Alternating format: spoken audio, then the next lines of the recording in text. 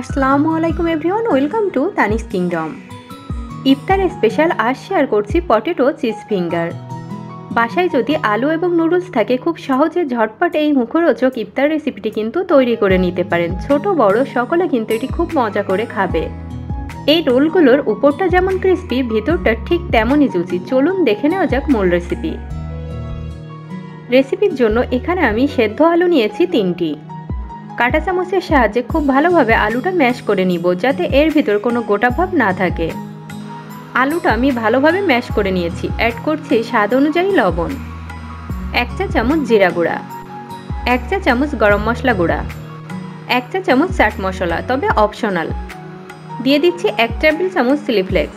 পেঁয়াজ কুচি দিয়ে দিচ্ছি 1/3 কাপ। আর পেঁয়াজটা আমি হালকা তেলের উপরে ভেজে নিয়েছি, একদম বেরেস্তা করে কিন্তু ভাজিনি। দিয়ে দিচ্ছি 2 টেবিল চামচ ধনিয়া পাতা কুচি, 2টি কাঁচামরিচ কুচি। খুব ভালোভাবে সবকিছু মেখে নিব।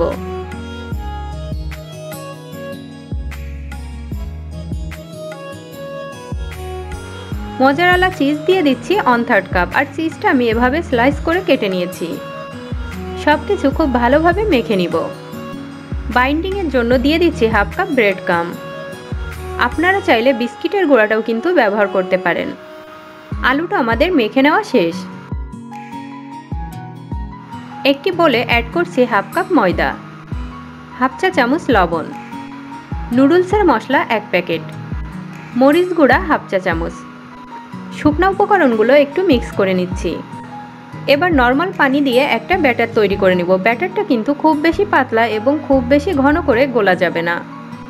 দেখুন ব্যাটারের থিকনেসটা ঠিক এমন হবে।